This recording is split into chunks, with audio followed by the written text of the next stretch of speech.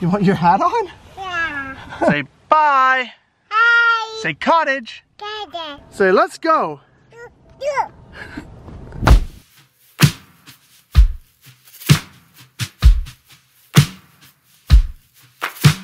A party of J's, they just wanna play, celebrate the day and stay out of harm's way. Sticking to the cedars, a quarrel of spells, sailing naked flows, trying hard to grow before it all goes away. Hey! Sticking to the cedars.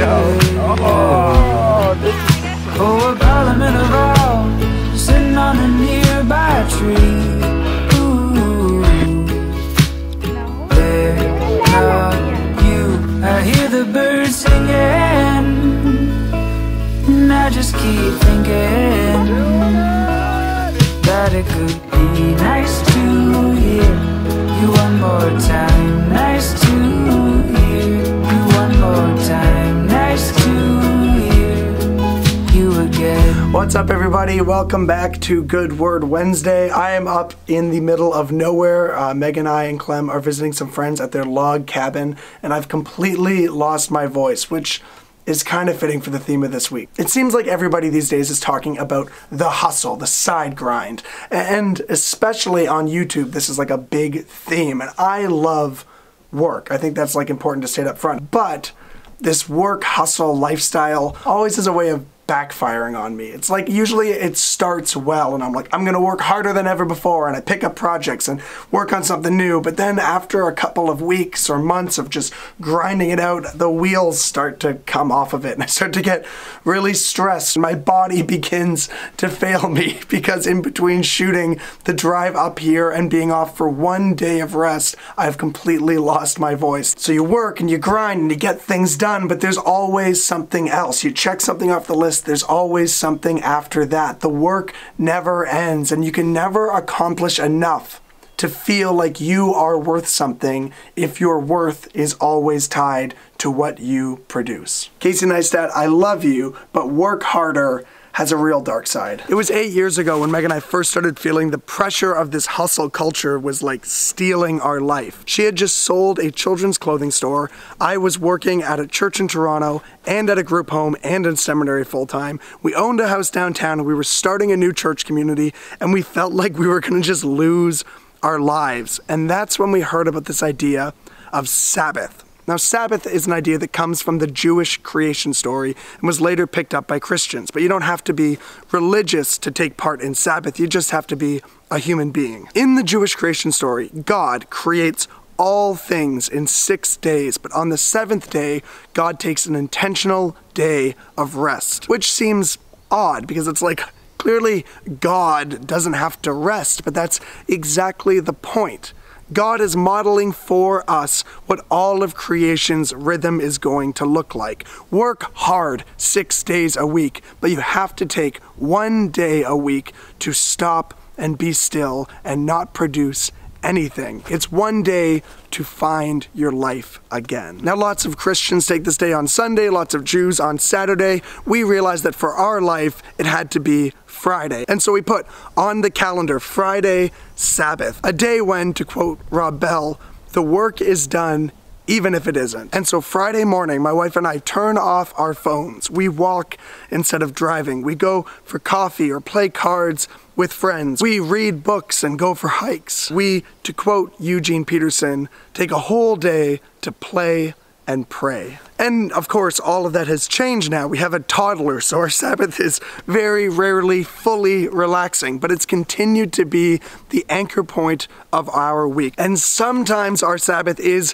a crazy day of rest like this. I mean, look at this. And some days it is incredibly small and ordinary, but it's always on the calendar, our day of rest. Now, as I say all this, I'm sure there's a million things flying through your head, reasons why Sabbath wouldn't work for you. Like, I work a flexible job and I need to be able to show up at all hours. Or I'm freelance and I always need to be accessible. I'm a student and there's always homework to do. We've had people say to us, oh, Sabbath, what a luxury for you guys. But it's really important that you hear this.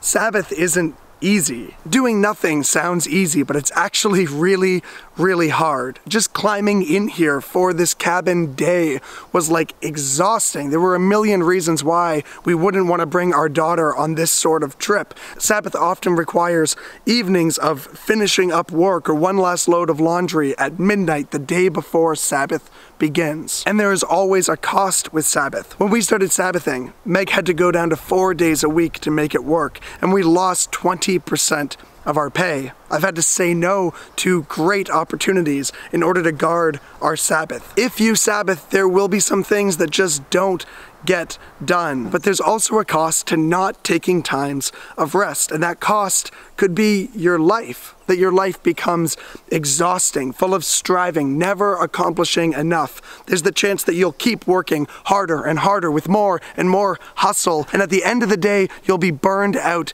and exhausted, and you'll still feel like about yourself. Jesus once said, "What does it profit a person to gain the whole world but lose their life?" You can work hard and accomplish so much and gain so much, but if at the end of the day you're not healthy inside, it's just not worth it. See, what Sabbath does is it reminds you that you're valuable.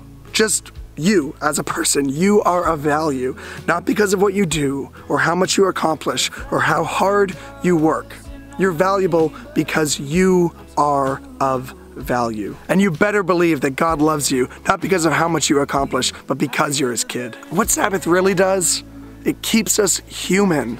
Sabbath reminds you that you are a human being, not a human doing. And it might feel like a waste of time, but if it is a waste, it is, to quote Marva, a royal waste of time. It is an act of worship, a celebration of existence, that you can accomplish nothing and you are still of worth. So as you head into the back half of this week with all the things that have to get done, ask yourself this question: what if one day nothing got done? Do you have a day of rest? Do you want to have a day of rest? And if you do, if you know you need that, take the next simple step. Put a day on the calendar and try to take a Sabbath. One day to unplug, to play, to pray, and to remember who you are. So I say, death to hustle culture. May it rest in peace. And may you rest and have peace. Grace and peace, everybody. See you next Wednesday. You're singing, and I just keep thinking that it could be nice to hear you one more time.